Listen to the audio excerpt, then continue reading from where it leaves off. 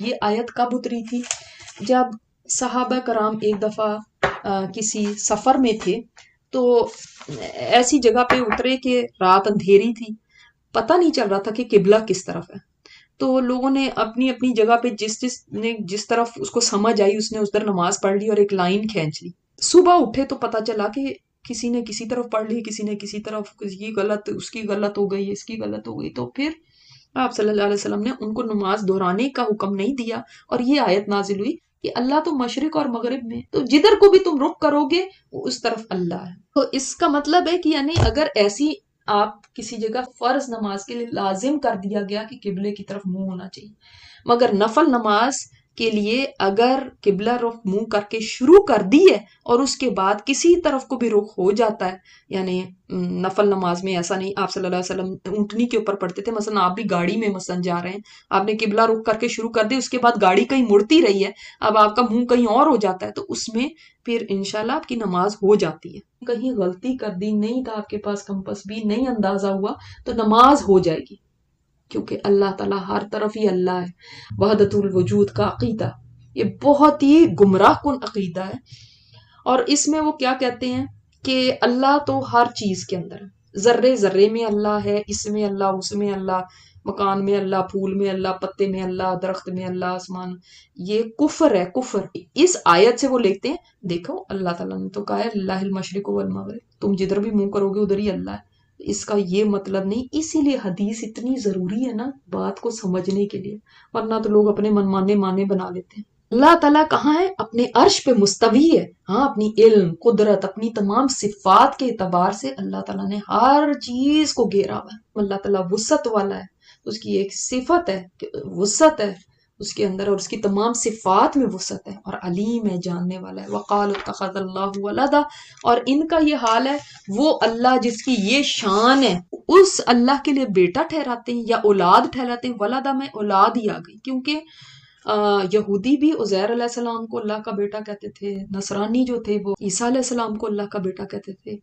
تو اللہ تعالیٰ نے کیا فرمایا، اس کے باوجود وہ کہ اللہ تعالیٰ کی اتنی عظمت ہے، وہ واسع علیم ہے، یہ کیا کرتے ہیں، یہ اللہ تعالیٰ کا بیٹا یا اس کی اولاد ٹھہراتے ہیں.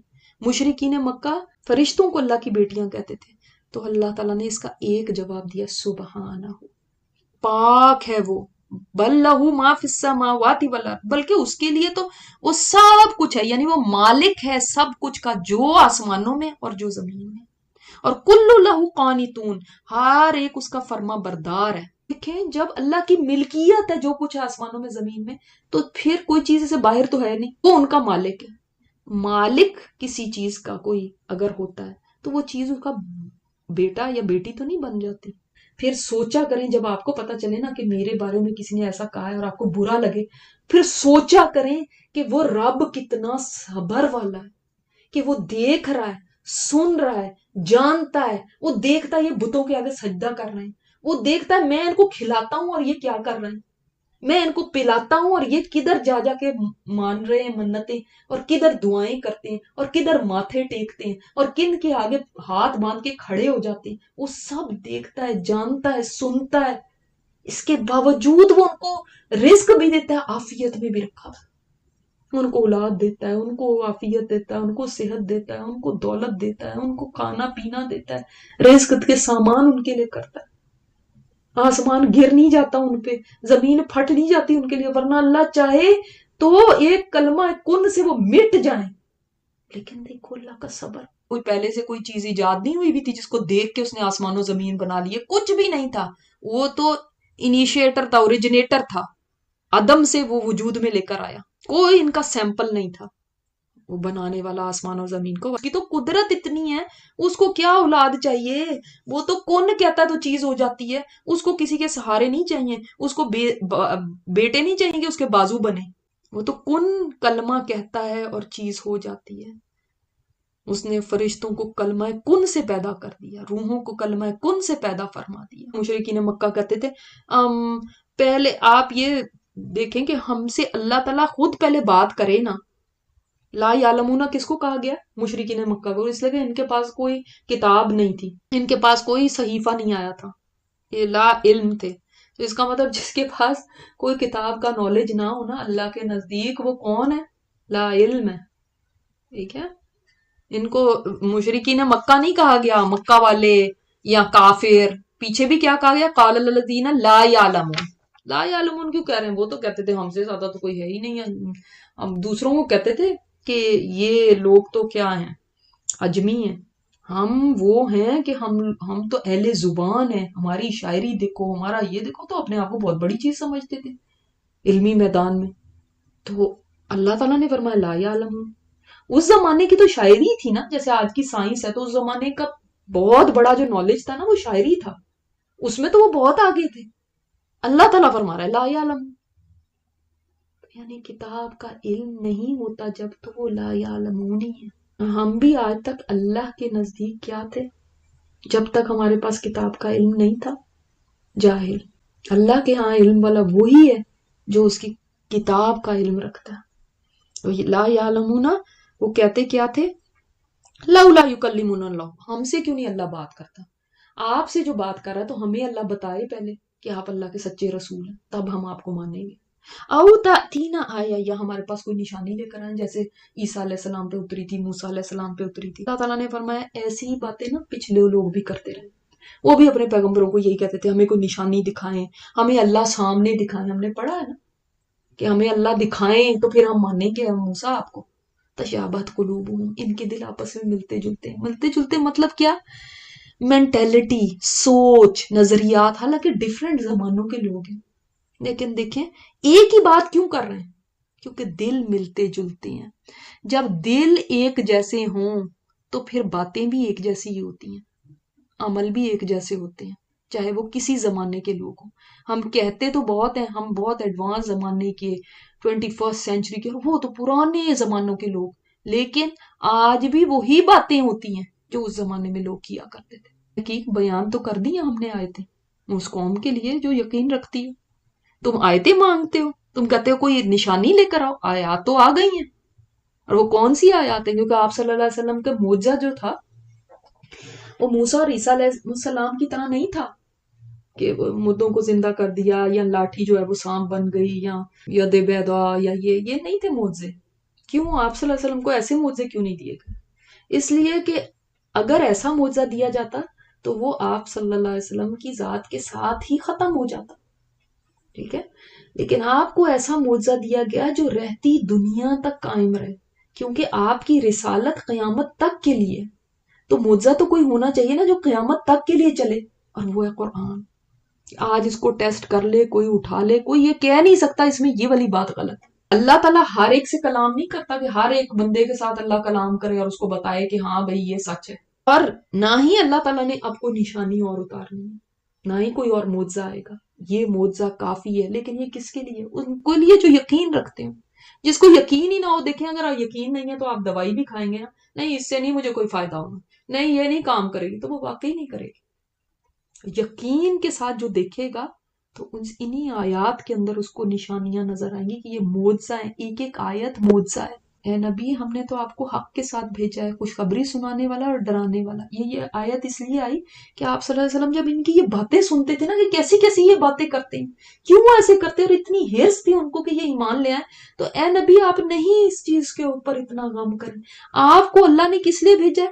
کہ آپ ان کو حق کے ساتھ بھیجا ہے. حق کا معنی یہاں پہ یہ بھی ہو سکتا ہے قرآن، یہ بھی ہو سکتا ہے دین اسلام. یہ دے کے بھیجا ہے تاکہ آپ لوگوں کو بس پیغام دے دیں. جو ایمان لا کے صالح عمل کریں ان کو خوشخبری دے دیں، جو نہیں مانتے ان کو ڈر سنا دیں.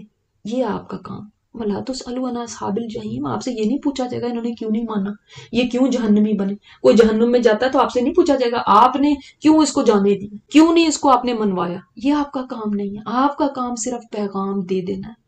دیکھیں رسول داروغہ نہیں ہوتے، وہ زبردستی لوگوں کو اس طرف نہیں لاتے. لوگ کہتے ہیں نا اسلام تو تلوار سے پھیلا ہی ہے. آپ تو ہمارے قرآن میں دیکھ لیں جو یہ کہتا ہے، یہ ہمارے نبی کو بھی یہ تھا کہ آپ صرف خوشخبری سنانے والے اور ڈر سنانے والے، اس کے علاوہ کسی کو بھی زبردستی دین میں لانا، لا اکراہ فی الدین، اس دین کے اندر کسی کو زبردستی نہیں لایا جا سکتا. ہرگز نہیں آپ سے راضی ہوں گے یہودی اور نصارہ، حتی تتبع ملتہم، یہاں تک کہ آپ ان کی ملت کی پیروی کر لیں، آپ ان کے طریقوں پہ آ جائیں، تب یہ آپ سے خوش ہوں گے۔ لوگوں کو یہ خواہش ہوتی ہے یا چاہت ہوتی ہے کہ ہم کسی طرح اسیمولیٹ کر لیں، ہم ان کے اندر گل مل جائیں، یہ ہم سے خوش ہو جائیں، تو وہ آپ سے تو نہیں خوش ہوں گے جب تک کہ آپ ان کے طریقوں پہ نہ آ جائیں، ان کے جیسا پہنیں، ان کے جیسا کھائیں پیئیں، ان کی طرح رہیں سہیں، ان کے والے عقیدے اپنا لیں، تب وہ آپ سے خوش ہو سکتے ہیں۔ یعنی آپ اپنے دین کو چھوڑ دیں تو تب خوش ہو سکتے ہیں۔ آپ صلی اللہ علیہ وسلم کو تو اس لیے کہا گیا کہ یعنی یہ کسی طرح یہ ایمان لے آئیں، اس کے لیے کہا گیا کہ آپ سے یہ راضی نہیں ہوں گے، لیکن ان کے دل میں تو حسد ہے نا، اب حسد اتنا زیادہ ہے تو یہ تو ناراض ہی رہیں گے اسی طرح، آپ ان کو نہیں منا سکتے کہ یہ اسلام لے آئیں، تو آپ ان کے لیے پریشان ہونا چھوڑ دیں۔ یعنی ان کو تو یہ کہا گیا، ہمیں تو دین پھیلانے کا نہیں شوق ہوتا، ہمیں یہ ہوتا ہے کہ وہ ہمیں کسی طرح ایکسیپٹ کر لیں، کسی طرح ایکسیپٹ کر لیں، کسی طرح یہ ہم سے خوش ہو جائیں، اور ہمیں ایسی نظروں سے نہ دیکھیں اور ہمیں ویسی نظروں سے نہ دیکھیں، اور ہمارے ساتھ بڑے اچھے ہو جائیں۔ یاد رکھو، ہدایت تو وہی ہے جو اللہ کی ہدایت ہے، ہدایت کا راستہ صرف یہی ہے جو اللہ نے رکھا ہے، یہ ہدایت کے اوپر نہیں ہے، وہ صحیح راستہ نہیں ہے۔ اور اللہ تعالیٰ نے سورہ آل عمران میں فرما دیا، جو اسلام کے علاوہ کوئی اور دین لے کر آیا تو اسے قبول نہیں کیا جائے گا، اور وہ آخرت میں خسارہ پانے والوں میں سے ہوگا۔ تو جو چل پڑے ان کے راستے کے اوپر یہ سوچ کے کہ ہاں یہی صحیح ہے، تو نہیں، اب اللہ تعالیٰ کی طرف سے کوئی دین قابل قبول نہیں ہے جب اسلام آ گیا۔ اور البتہ اگر آپ پیروی کریں گے ان کی خواہشات کی، بعد الذی جاءک من العلم، اس کے بعد کہ آپ کے پاس علم آ گیا، ما لک من اللہ من ولی ولا نصیر، آپ کا کوئی پھر مددگار نہیں ہوگا اور نہ ہی کوئی دوست ہوگا اللہ کے سوا، اللہ سے بچانے والا، یعنی من اللہ، اللہ سے بچانے والا، بریکٹ میں لکھ سکتے ہیں آپ، اللہ سے بچانے والا کوئی نہیں ہوگا پھر۔ جو آپ کو لگ رہا ہے نا کہ آپ کہا جا رہا ہے اے نبی اگر آپ پیروی کریں، یہ کہا جا رہا ہے اے نبی اگر آپ ان کی خواہشات کی پیروی کریں، اس کے بعد کہ آپ کے پاس آ گیا ہے، تو آپ صلی اللہ علیہ وسلم نے تو نہیں جانا تھا ان کے راستے کو، نہ ان کی خواہشات کی پیروی کرنی تھی، پھر کیوں کہا گیا؟ اس لیے کہ جب بات کوئی بہت شدید کہنی ہو نا، تو پھر کیا کہا جاتا ہے؟ بڑے کو کہا جاتا ہے، کسی بڑے کو، کسی جیسے آپ اپنی مثلا آپ نے سب کو روکنا ہے تو آپ اپنے لاڈلے بچے کو بلا کے کہتے ہیں اگر تم نے یہ کیا نا تو دیکھنا پھر میں تمہارے ساتھ کیا کرتی ہوں۔ یعنی اب سب کو آپ نے سنا دیا کہ اگر اس کی یہ چیز اس سے نہیں برداشت ہوگی تو باقی سب سے کیسے برداشت ہوگی، پھر باقیوں نے کیا تو ان کا کیا حال ہوگا اگر لاڈلے کو یہ کہا جا رہا ہے۔ یہاں پر آپ صلی اللہ علیہ وسلم کو اس لیے کہا جا رہا ہے، یہ نہیں کہ آپ نے کرنا تھا، اس لیے کہا جا رہا ہے کہ سن لو لوگوں، اگر آپ صلی اللہ علیہ وسلم بھی ایسا کریں گے، میں نے اتنی بڑی ہستی، اگر جو کہ ان نے نہیں کرنا، لیکن اگر وہ بھی ایسا کریں تو ان کے لیے بھی اللہ سے بچانے والا کوئی نہیں، تو تمہیں کون بچائے گا اگر تم ان کی خواہشات کی پیروی کرتے، ان کے جیسے بن جاؤ، ان کے جیسے بولو، ان کے جیسے پہنو، کرسمس آ رہی ہے تو وہ منا لو، ویلنٹائن آ رہا ہے تو وہ منا لو، جیسے وہ ہیں ویسے ہی ہم بھی بن جائیں نا، ان کی نظروں میں جچ جائیں۔ اللہ تعالیٰ نے تو آگے فرمایا کہ تم ان کے پاس جاتے ہو عزتیں لینے کے لیے، عزت صرف اللہ کے لیے ساری کی ساری، وہ عزت دینے والا، تم ان سے عزتیں چاہتے ہو، ہمیں عزت مل جائے، ہمارا کوئی سٹیٹس ہو جائے۔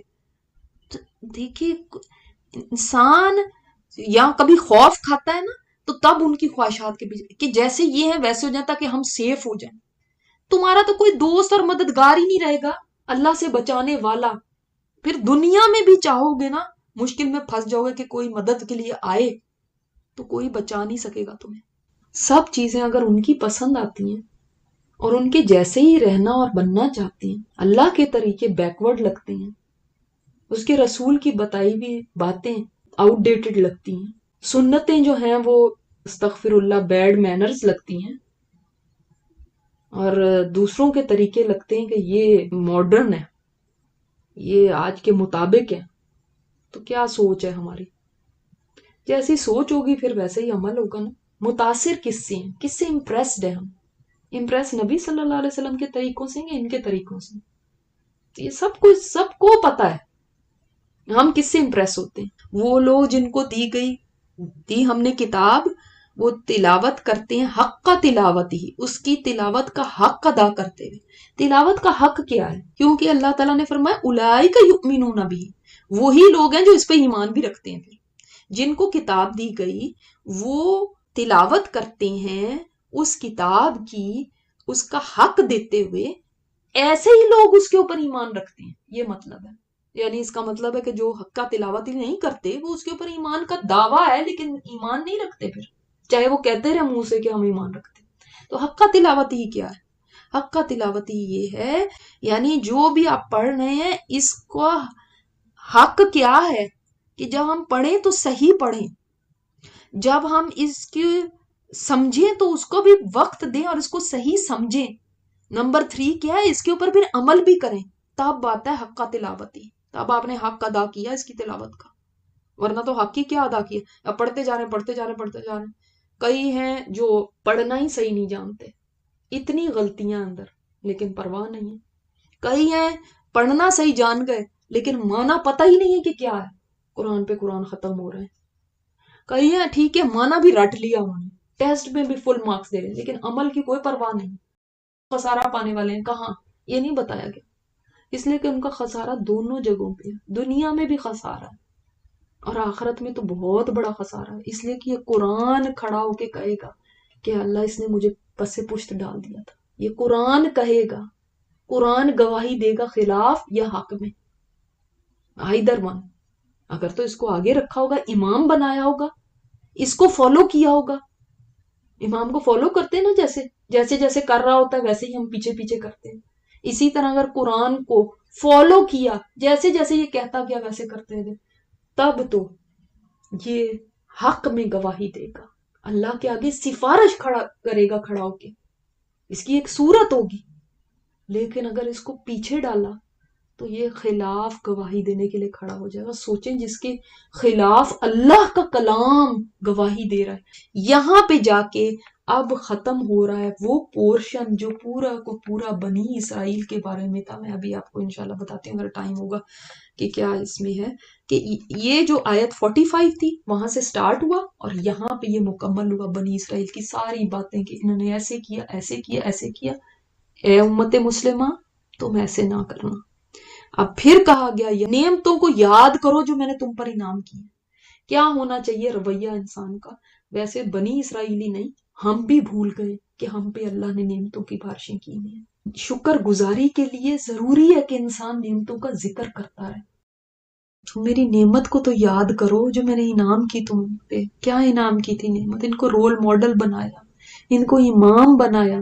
وَأَنِّي فَضَّلْتُكُمْ عَلَى الْعَالَمِينَ، اور بے شک میں نے فضیلت دی تم کو تمام جہان والوں پہ فضیلت دے دی.